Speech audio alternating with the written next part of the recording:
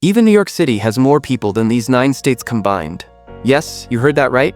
The United States is huge, seriously huge. It stretches over 3.5 million square miles from the Atlantic to the Pacific. And here, some places are bursting at the seams. Millions of people packed into sprawling metro areas. But then there are the empty corners. Places so quiet, so vast, that you can drive for hours without seeing a single soul. Why is that? I mean, really, why does nearly half of America feel like a ghost town? Is it the brutal weather, the lack of jobs, or something deeper, something hidden in plain sight? Well, today, we, the big picture, are taking a deep look into that. We're counting down the 9 US states where almost no one lives and uncovering why people are leaving or never even moving there in the first place. Let's start. Maine feels like a place frozen in time. Quiet, peaceful, almost untouched. It's the biggest state in New England, but its population is only about 1.4 million. That's around 41 people per square mile. It's one of the emptiest states east of the Mississippi. Part of the reason it feels so empty is that most of Maine is forest. Over 90% of the land is covered in trees. And while towns cluster along the southern coast, huge inland areas remain almost completely wild.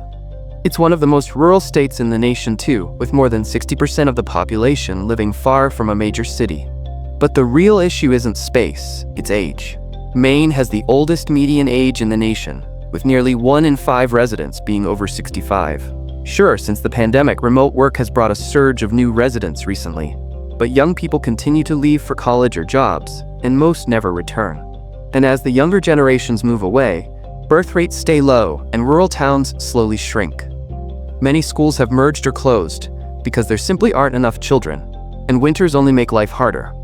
Snow can pile up for months, January temperatures regularly drop below zero, and in some inland towns, you could go days without seeing another car during a storm. Jobs are limited too. Outside forestry, healthcare, fishing, and tourism, opportunities are scarce. Manufacturing declined decades ago, and tech growth has been slow to reach the state. All of this means that while Maine is undeniably beautiful, calm, and safe, for many trying to build a future, it can feel like life itself is quietly slipping away. Leaving the dense forests of the Northeast behind, we move to the heart of the Great Plains. That brings us to Nebraska, a state that sits smack in the middle of the country. Yet somehow, people forget that it exists. Drive for hours here, and you'll probably see more cornfields than cars. There's plenty of space, but neighbors, not so much. And that sense of emptiness isn't just a feeling, it shows up in the numbers too. Nebraska has about 2 million people scattered across a massive landscape, which works out to roughly 26 people per square mile. Most of that population crowds into Omaha and Lincoln, making them feel lively compared to the rest of the state. But take a drive beyond those cities, and towns start to disappear almost overnight. Some counties have fewer than 10,000 people spread across areas so big you could get lost without a map. So why is so much of Nebraska practically empty? Well, a lot of it comes down to agriculture. Farming still drives the economy here. But the way it works has changed. Modern machinery has replaced many of the jobs that used to support small towns. Today, a single farmer can manage acres of land that once required dozens of workers. Sure, that efficiency keeps food production humming, but it's made rural life a little lonely. Many counties have actually been shrinking for decades, some with fewer residents than they had 50 years ago. And if the numbers don't scare you, the weather might. Summers can feel relentless, hot, and sticky, while winters hit with sharp, biting cold and wind that seems to cut through everything. Tornado season adds a little extra thrill nobody really asked for. Combine all of that, and life in Nebraska's open spaces starts to feel like a test of endurance. As we head further west into the Rockies, the scenery gets wilder and the people get fewer and farther between. On paper, Idaho looks like an outdoor lover's dream. Towering mountains, endless forests, rivers gushing through wide open land, and more breathing room than most people can imagine. But huge stretches of the state don't have any towns at all. And this emptiness isn't accidental. Over 70% of Idaho is public land, managed by federal agencies. Translation? Well, towns can't just pop up wherever they want. Northern Idaho alone is around 80% forest and 20% farmland, meaning massive stretches stay untouched, rugged, and quiet. So even though Idaho sprawls across more than 83,000 square miles, only a little over 2 million people call it home. That's roughly 24 folks per square mile. Yet despite the low numbers, Idaho has been one of the fastest growing states in 2025, Boise is growing like crazy, but step outside the metro bubble and life slows way down. Jobs are scarce, logging and mining aren't what they used to be, and farms barely need extra hands. And even in 2026, some areas still don't have reliable high-speed internet. No joke, Idaho ranks among the slowest internet speeds in the entire US. Try working remote when your Wi-Fi taps out before your email loads. Forget about watching YouTube. Here, tiny towns lean on seasonal tourism to survive, but winters, brutal. Snow shuts down roads, the mountains go silent, and building a life out here is no fun. So yeah, Idaho's wide open spaces are beautiful, but they're not exactly bustling. Out here, quiet isn't just golden, it's the law of the land. And hey, if you're digging this deep dive into America's empty spaces, go ahead and hit that like button and subscribe for more eye-opening stories you won't want to miss. While Idaho is buried under mountains of snow, New Mexico is basically the opposite, a sun-baked desert where the heat never quits, and neither do the challenges. It has room, lots of it. But outside Albuquerque and Santa Fe, many towns feel like they're hanging by a thread. The job market is bone dry, wages stay low, and poverty remains high. If you want a decent paycheck, chances are you're gonna have to pack up and leave. That's just the reality here. But it's not just about the money. Crime adds another layer of stress. Cities like Blackfoot, Sandpoint, and others wrestle with high rates of violent and property crime, pushing families to look for safer places. Long-term roots? Hard to plant when everything feels so uncertain. And if that wasn't enough, water's becoming a ticking time bomb.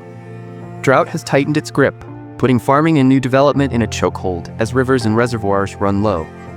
Now, when you look at the numbers, the struggle becomes loud and clear. New Mexico has roughly 2.13 million residents spread across a huge chunk of land.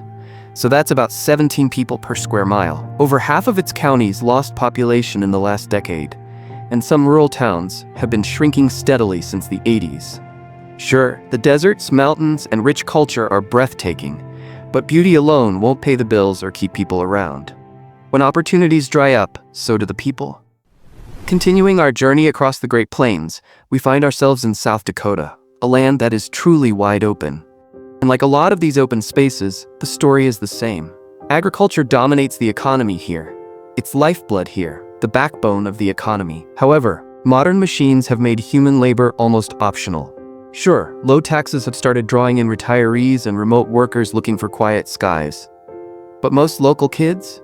They pack their bags right after high school, chasing opportunities and lives that just aren't waiting in small-town South Dakota. And you can see the impact of this everywhere. Over 2/3 of South Dakota's counties have fewer people than they did back in 1950. Tiny towns like Fairfax and Wilmot are clinging to life with fewer than 500 residents. Some even have less, basically ghost towns, lined with empty storefronts and memories of busier days. And by the numbers, the state is home to about 925,000 people, across over 77,000 square miles. That works out to about 12 people per square mile. Yeah, that's wide open country, but living here isn't about enjoying the view, it's about survival.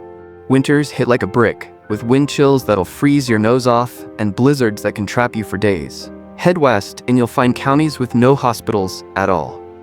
Having an emergency? Better hope you've got a four-wheel drive and nerves of steel, because the nearest care could be hours away across the frozen plains. This isn't just rural America, it's the Badlands in every sense of the word. Just across the border, the situation becomes even more extreme. North Dakota once hit the jackpot when oil pulled in cash, jobs, and people chasing the American dream. But like a flash in the pan, that boom came and went.